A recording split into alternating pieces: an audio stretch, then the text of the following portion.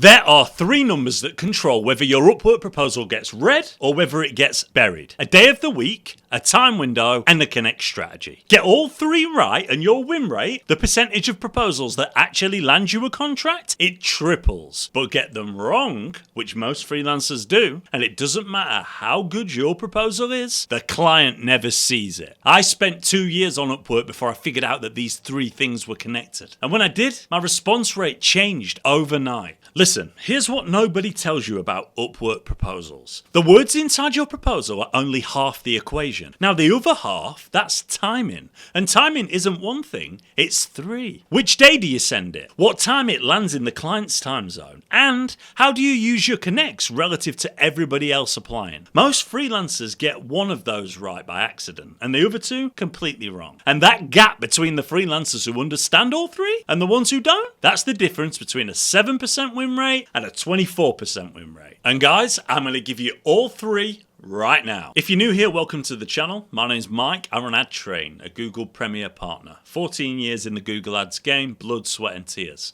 I'm also top 1% rated on Upwork. That's out of millions of freelancers. Over 500,000 earned on the platform and nearly 5,000 proposals sent. That's why you should listen to this advice. Speed has always been part of my system, but speed without these three levers, that's just burning connects faster. So guys, let's start with the one that surprises the most people. 47% of all Upwork proposals are sent within the first 5 minutes of a job posting.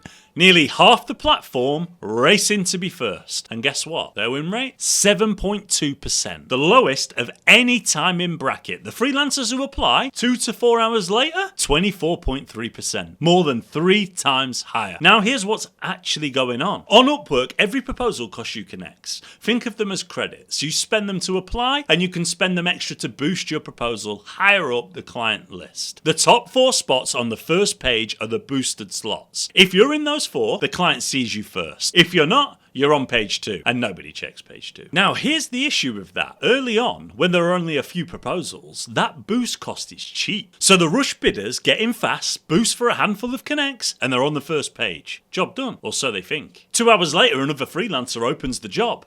By now, there are 30 proposals. The connects cost for those top 4 slots has gone up significantly. That's just how Upwork works now, it's paid to play. More proposals means a higher price to reach the first page. This freelancer sees the cost, doesn't think twice, and pays it. Not because they're trying to outbid anybody. They didn't know that the early bidders even existed. That's just what the boost cost was when they showed up. And guys, if you really think about it, it's the same in any market. Concert tickets, they cost you more the closer that you buy to the show.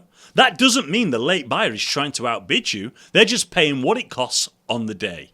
But the effect is the same. They've got front row tickets and you've been moved to the balcony. It literally is basic supply and demand. More proposals in the pool, higher price to stand out. The rush bidders, they buy in cheap when demand is low, but demand keeps rising. And their cheap boost, it gets priced out of the market. They pay it. Their proposal goes to the top and the rush bidder who boosted cheap 2 hours ago gets pushed off the first page without even knowing that it happened. So here's how I think about it. You have 2 plays. Play 1. You go in early and you go in heavy. You apply fast, yes, but don't boost cheap. Work out the maths. If the contract is worth $5,000 and connects cost pennies, why are you boosting with 16 connects? I've boosted with hundreds of connects. Hundreds of connects on a single proposal. Because if you win a $5,000 contract, who cares if you spend $50 to get it? Nobody. That's not a cost. That's the best return on investment that you'll ever make. You go in early with a strong proposal and you boost hard enough that nobody coming in 2 hours later can push you out. You've bought yourself a fortress. Play 2 though, go in fast and light. Now here's the thing. You apply quickly, don't overthink the boost and move on. Because 7.2% of rush bidders still win.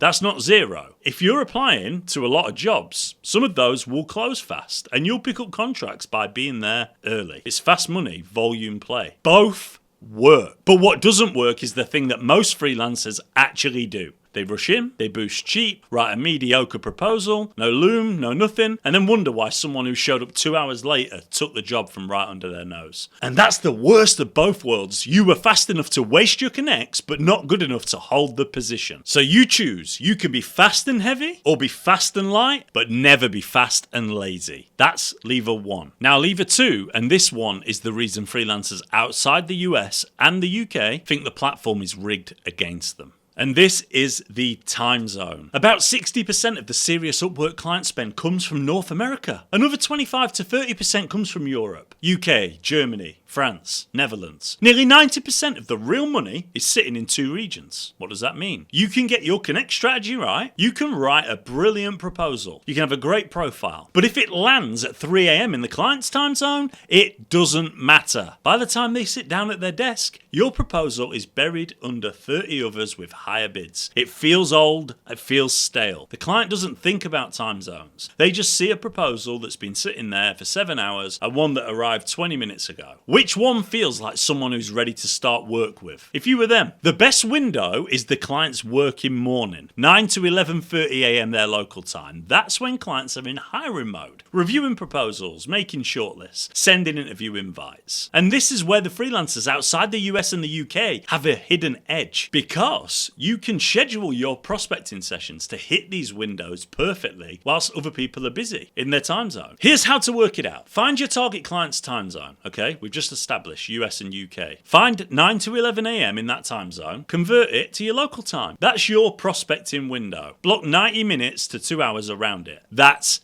it. Let me show you what it looks like for 4 of the biggest freelancer countries on the platform. If you're in Nigeria and you want to hit US East Coast clients between 9 and 11 a.m. Eastern, you need to be active between 2 and 4:30 p.m. your time. That's your afternoon. Pretty comfortable. For UK clients, you're already aligned, same time zone. You're sitting on a gold mine for UK contracts, and most Nigerian freelancers don't even know it. Now, what if you're in India? US East Coast means working 6:30 p.m. to 9 p.m. your time. UK clients 2:30 to 4:30 p.m. Both completely reasonable, to be fair. Then, if you're in the Philippines, US East Coast is 9 p.m. to 11:30 p.m. A late session, but just a couple of hours. UK clients 5 to 7 p.m., right after probably your normal working day. And finally, if you're in Pakistan, US East Coast is 6 p.m. to 8:30 p.m. UK is 2 to 4. None of these require you to wake up at 3 a.m. They just require you to shift when you prospect. Same proposals, same effort, time to land when the client is actually sitting there reading. That's lever 2. And obviously, if you're in the UK or the US, you do the same math. It doesn't matter what country you're in, you do the same math. Lever 3 is the one that ties all of this together. Hit the subscribe button if you're enjoying this content, because this next part is absolutely massive. And it's the one that almost nobody expects. Segment 3, and I promise you this will change everything about your Upwork strategy. I pulled the win rate data across every day of the week on Upwork. Tuesday is the best day to send proposals on Upwork. 22.4% win rate. Wednesday, 20.1%. Thursday, 18.9%. Those are your power days. Clients are deep in their week, actively reviewing, actively hiring. Monday, it's decent at 16.2%. People are still getting organized for their week. Friday, it drops hard to 14.3%. Saturday is the worst day of the week at 12.1%. Now, here's the part that nobody expects. Sunday, 15.7% win rate. Higher than Friday, nearly as high as Monday. What does that mean? Why? Why is that the case?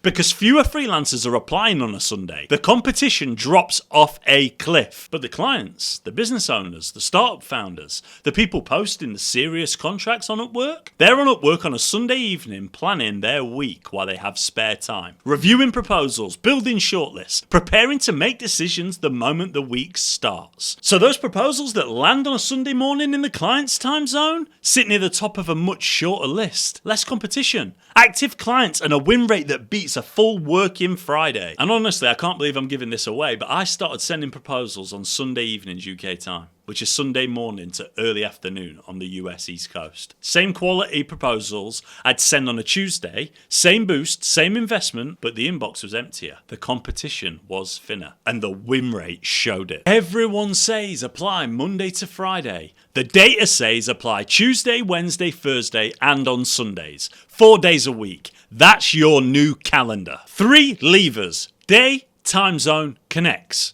You already know the specifics now. Tuesday, Wednesday, Thursday, and Sunday. The client's time zone, 9 to 11 a.m. The client's time zone, not yours. Boost heavy or don't boost at all. But here's the part that makes this really, really unfair. Most freelancers will only ever get one of these right by accident. The ones in the right time zone will apply on the wrong day. The ones who apply Tuesday will send proposals at 3 a.m. for the client. The ones who boost will boost cheap and get pushed out. Getting all 3 right at the same time is so rare that when you do it, you're not competing with the full pool of applicants. You're competing with maybe 5 or 6 people who accidentally stumbled into the same window. That's your real competition. Not 50, 5. Guys, we're talking 4 days a week here. 90 to 120 minutes per session. Time to land in the client's morning. Strong proposals properly boosted. That's 8 hours a week of strategic, deliberate prospecting. And I promise you that those 8 hours will outperform 20 hours of panic rush proposals at random times. The platform doesn't care where you live. It barely even knows. It just shows the client a list of proposals, and the freelancer who gets the day right, the time zone right, and the connects right,